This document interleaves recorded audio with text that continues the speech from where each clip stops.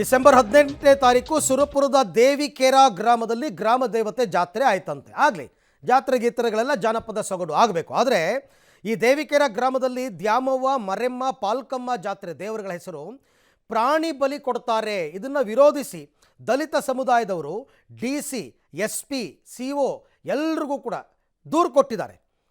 ಜಾತ್ರೆಯಲ್ಲಿ ಕೋಣಗಳನ್ನು ದೇವರಿಗೆ ಬಲಿ ಕೊಡುವ ಅನಿಷ್ಟ ಪದ್ಧತಿ ಇದೆ. ಬಲಿ ಕೊಟ್ಟ ಕೋಣದ ಮಾಂಸವನ್ನು ದಲಿತರು ತಿನ್ನಲೇಬೇಕು. ಈ ಬಗ್ಗೆ ಜಿಲ್ಲಾಡಳಿತ ಕಟ್ಟುನಿಟ್ಟಿನ ಕ್ರಮ ತಗೋಬೇಕು ಅಂತ ಕೊಟ್ಟರೂ ಕೂಡ ಯಾರೂ ತಲೆ ಕೆಡಿಸ್ಕೊಂಡಿಲ್ಲ.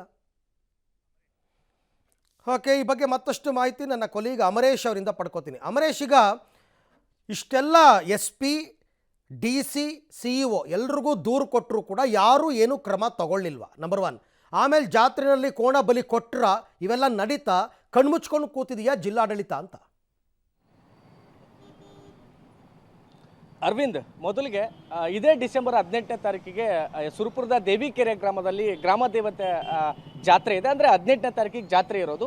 ಹೀಗಾಗಿ ಪ್ರತಿ ವರ್ಷವೂ ಸಹಿತ ಅಲ್ಲಿ ಪ್ರಾಣಿಗಳ ಬಲಿಯನ್ನು ಕೊಡ್ತಾ ಬರಲಾಗ್ತದೆ. ಅಂದರೆ ವಿಶೇಷವಾಗಿ ಕೋಣಗಳನ್ನು ಬಲಿ ಕೊಡ್ತಾರೆ.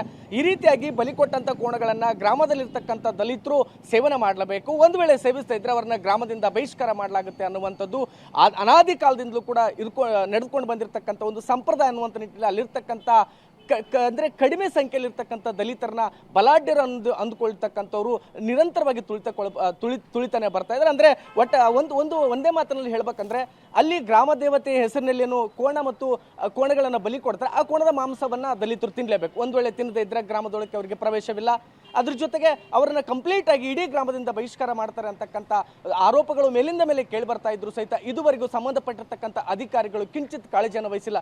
ಇದು ಕೇವಲ ದೇವಿಕೆರೆ ಗ್ರಾಮದ ಸಮಸ್ಯೆ ಮಾತ್ರ ಅಲ್ಲ, ಬಹುತೇಕ ಯಾದಗಿರಿ ಜಿಲ್ಲೆಯ ಸಾಕಷ್ಟು ಕಡೆಗಳಲ್ಲಿ ಇಂತಹದ್ದೇ ಪ್ರಾಣ ಬಲಿಯನ್ನು ಕೊಟ್ಟು ಅದಾದ ಮೇಲೆ ಅದನ್ನ ದಲಿತರು ಸೇವನೆ ಮಾಡಬೇಕು ಅನ್ನುವಂಥ ಆರೋಪ ಇದ್ದಾಗಲೂ ಸಹಿತ ಜಿಲ್ಲಾಡಳಿತ ಮತ್ತು ಪೊಲೀಸ್ ಇಲಾಖೆ ಕಂಪ್ಲೀಟ್ ಕಣ್ಮುಚ್ಕೊಂಡು ಕುಳಿತವೆ. ಯಾಕಂದ್ರೆ ಅಲ್ಲಿ ಹೋಗಿ ಗ್ರಾಮದಲ್ಲಿ ಸಭೆಗಳನ್ನು ಮಾಡೋದ್ರ ಮೂಲಕ ಅಂದ್ರೆ ಕೋಣ ಬಲಿ ಕೊಡೋದನ್ನ, ಅಂದ್ರೆ ಒಟ್ಟಾರೆ ಪ್ರಾಣಿ ಬಲಿ ಕೊಡೋದನ್ನ ನಿಷೇಧ ಇದೆ. ಹೀಗಾಗಿ ಯಾರೂ ಕೂಡ ಪ್ರಾಣಿ ಬಲಿಯನ್ನು ಕೊಡಬಾರದು ಅನ್ನುವಂಥ ನಿಟ್ಟಿನಲ್ಲಿ ಕಟ್ಟುನಿಟ್ಟಿನ ಕ್ರಮವನ್ನು ಕೈಗೊಳ್ಳಲು ಇಡೀ ಜಿಲ್ಲಾಡಳಿತ ಮತ್ತು ಪೊಲೀಸ್ ಇಲಾಖೆ ಸಂಪೂರ್ಣವಾಗಿ ವಿಫಲವಾಗಿವೆ. ಅದಕ್ಕೆ ತಕ್ಕಂತೆ ಈಗ ಸುರಪುರದ ದೇವಿಕೆರೆ ಗ್ರಾಮದಲ್ಲಿ ಈಗ 18ನೇ ತಾರೀಕಿಗೆ ಜಾತ್ರೆ ನಡೆಯುತ್ತೆ.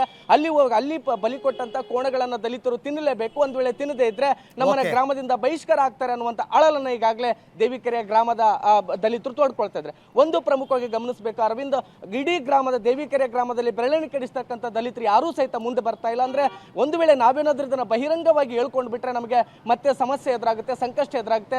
ಟೋಟಲಿ ಗ್ರಾಮದಿಂದ ನಮ್ಮನ್ನು ಹೊರಗಾಗ್ತಕ್ಕಂಥ ಒಂದಿಷ್ಟು ಕುತಂತ್ರಗಳು ಕೂಡ ನಡಿಬಹುದು ಅನ್ನೋ ನಿಟ್ಟಿನಲ್ಲಿ ಈಗಾಗಲೇ ದಲಿತರು ಕೂಡ ಸಾಕಷ್ಟು ಆತಂಕಗೊಂಡಿದ್ದಾರೆ. ಹೀಗಾಗಿ ತಕ್ಷಣದಿಂದಲೇ ಪೊಲೀಸ್ ಇಲಾಖೆ ಮತ್ತು ಜಿಲ್ಲಾಡಳಿತ ಎಚ್ಚೆತ್ತುಕೊಂಡು ಅಲ್ಲಿ ಈ ರೀತಿ ಅಚಾತುರ್ಯ ಆಗದಂತೆ ಮತ್ತು ಪ್ರಾಣಿ ಬಲಿ ಆಗದಂತೆ ದಲಿತರಿಗೆ ಸಮಸ್ಯೆ ಆಗದಂತೆ ನೋಡ್ಕೊಳ್ಳೋದು ಕೂಡ ಸದ್ಯಕ್ಕಿರ್ತಕ್ಕಂಥದ್ದು. Aravind, okay, thank you Amaresh ತಮ್ಮೆಲ್ಲ ಮಾಹಿತಿಗೆ. ಇವತ್ತು 16 ತಾರೀಕು, ನಾಡಿದ್ದು 18, ನಾಡಿದ್ದು ಜಾತ್ರೆ. ನೋಡೋಣ, DC, SP, CEO, police department ಎಲ್ರಿಗೂ ಕೊಟ್ಟಿದ್ದಾರೆ. ಮೊದಲನೇದಾಗಿ ಪ್ರಾಣಿ ಬಲಿನೇ ದೊಡ್ಡ ತಪ್ಪು, ಅಪರಾಧ. ಅದನ್ನು ತಿನ್ನಬೇಕು ಅಂತ ದಲಿತರಿಗೆ ಹೇಳ್ತಾ ಇರೋದು ಇನ್ನೂ ದೊಡ್ಡ ಅಪರಾಧ. ಇದನ್ನು ತಡೆಗಟ್ಟುವಂಥದ್ದು ಜಿಲ್ಲಾಡಳಿತದ ಕರ್ತವ್ಯ. ಹೆಂಗೆ ತಡೆಗಟ್ತೀರಾ ನೋಡೋಣ.